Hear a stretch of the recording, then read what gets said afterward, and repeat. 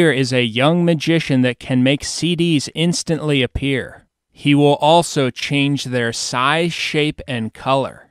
Notice that the magic show he performs on is blasphemously called, quote, God Hands 2.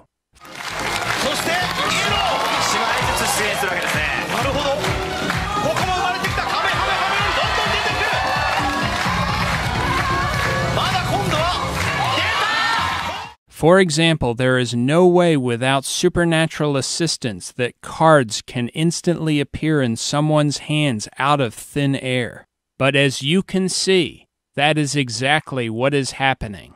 Yet most will still insist, despite the clear evidence to the contrary, that these magic acts do have an explanation that doesn't require the supernatural to be involved. They will say that being this good at magic is only the result of a tremendous amount of hard work which has enabled them to perfect their craft. But that can't be the real explanation for how these individuals are able to perform this kind of magic. You know, it's funny, even in this day and age, they still think magicians use their sleeves. So all you do is cast a spell, and there's the Ace of Hearts. They could only perform these signs and wonders with the assistance of spiritual forces. As we will see, this has even been admitted by the top magicians. In this video, I will provide overwhelming evidence that most of the top magicians, whether they know it or not, are possessed, and that they are certainly assisted by demons or fallen angels. Some may ask how I believe these magicians became possessed and fell under such demonic control. Most of them became possessed by attempting to contact spirits or by fooling around with the occult. Some of them may have sold their souls to the devil. In return, the devil gave them special power, fame, and fortune in this world. Assistance from the devil and demons is the way these top magicians have acquired these special, quote, magic skills, which makes them different from regular magicians who aren't necessarily receiving spiritual intervention. The spiritual assistance and intervention of demons is the only explanation for how the world's top magicians are able to do what they do. In this video, you will see many examples of false signs and wonders performed by many of the top magicians in the world. This will prove that a spiritual world exists. You have just seen some footage of magicians referred to as card manipulators. Cards instantly appear in their hands, and they don't appear there from any known natural source. We'll now look at statements from other top magicians who admit that their magic comes from spirits. It needs to be pointed out that God has clearly revealed that to contact unknown spirits or to, quote, channel them is mortally sinful. Its activity he condemns. Those who do so open themselves up to demons and invite them to take possession of their souls. No way! David Copperfield is the most famous magician in history. Copperfield has openly admitted that spirits are solely responsible for some of his magic. Copperfield has also traveled the world collecting items which people say are haunted. He has spent millions collecting these magic items. You see, I've been traveling around the world collecting artifacts, items that people say are haunted. They say if you concentrate hard enough, you can awaken the spirits inside these objects and cause the objects to move without explanation. And I brought one of those objects with me tonight. It's that table over there, folks. Pick up the table and bring it down here. And everybody, get down on one knee. Just keep your fingertips lightly in contact with that table. With your eyes right here at the center. Right here at the center of the table. Don't press down. Exactly. We're going to try to concentrate and awaken the spirits inside this table and cause it to rise up into our fingertips. But it's important you follow my instructions exactly. I want you to concentrate right here and very slowly. Stand up in slow motion. Feel it rise. Feel that table rise. Slower, slower. Feel it rise, and it will rise. Yes. Listen carefully now. Lift up both hands. Put them back. Catch it. Bring it up. Bring it up. Bring it up. Bring it up. Now, this table will do whatever we tell it to do. Table, come this way. Come on, table. Move this way. Come on. If you feel it move, move with it.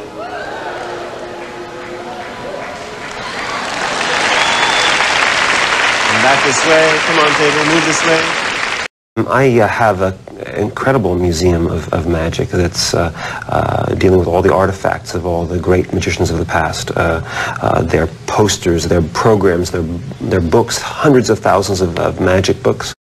Welcome to my secret, top secret, the International Museum and Library of the Conjuring Arts, with items belonging to Keller, Houdini, Thurston, all the great masters of the past. I just bought this big magic collection that was about to get split up and kind of either split up or sent out of the country. And one of the first things, one of the greatest things in the collection is this first magic book. And the reason it was written was because it's called The Discovery of Witchcraft. It was written in 1584. Copperfield founded the International Museum and Library of the Conjuring Arts.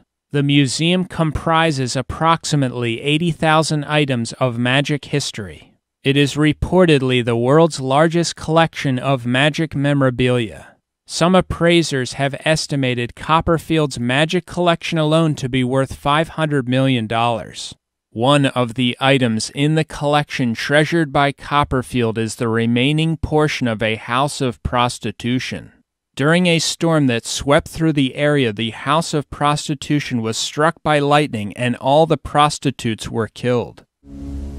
The presence of ghosts and spirits have been documented for centuries. In 1931, the Barclay House mysteriously burned to the ground. All of its occupants perished in the fire, but some say they live on. Do you believe in ghosts? If you don't, before the night's over, we might change your mind. I'm David Copperfield, and welcome to A Night of Magic. We're going to show you an old newsreel.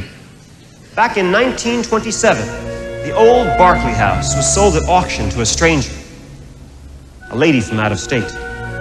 Soon the whole town realized the house became home to a number of working girls who were entertaining gentlemen callers in the evening. Barclay House became the local scandal, and none of the townsfolk ever spoke of it, except to curse it. As if their dreams came true, a storm swept through the state, and lightning struck the Barclay House. And the house and all the ladies of the night perished in the fire. All that was left was one piece of the structure, the upper room that somehow escaped the destruction. Well, I was able to get the remains of that room and reconstruct it here on stage with us tonight, just so we could see if anything else survived.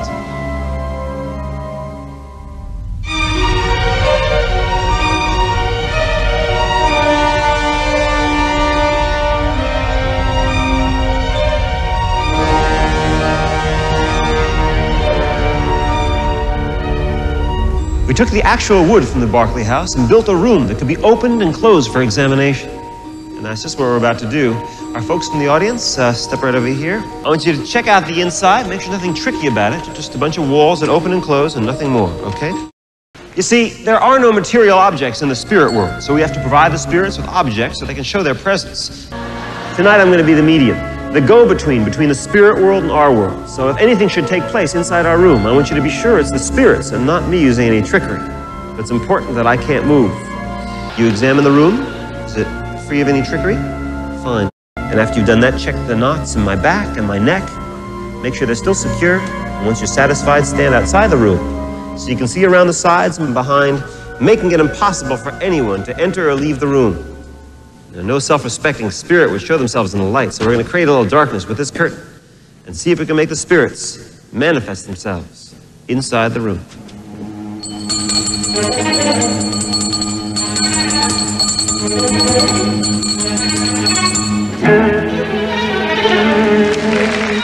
Copperfield also calls out to the spirits to take a coat, and the coat is taken instantly from its location and placed on Copperfield's body, even though he can't move his arms and is tied to a chair. I need you to stand over there, and both of you to step over there. Make sure nothing enters or leaves that room. Our next experiment is very strange. We found that if you close the doors to the empty room and listen carefully, you can hear sounds from inside. Very strange sounds. It's as if the ladies of the house aren't aware that they're dead. Their spirits have been trapped inside all these years, and now they're crying to be free. Let me show you what I mean. Shall we?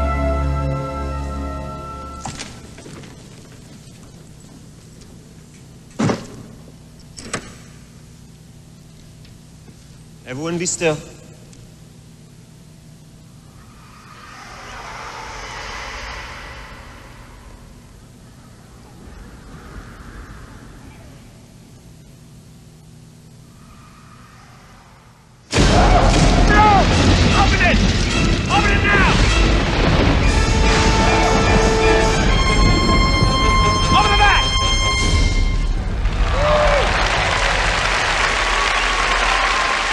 These curtains were taken from the house before the fire. They're an item the spirits are familiar with, and we're going to use them to enclose ourselves inside the room. Hold up your hands. We're going to hand you the curtains. Very good. We're going to lift the curtains and try to arouse the spirits. Lift the curtains.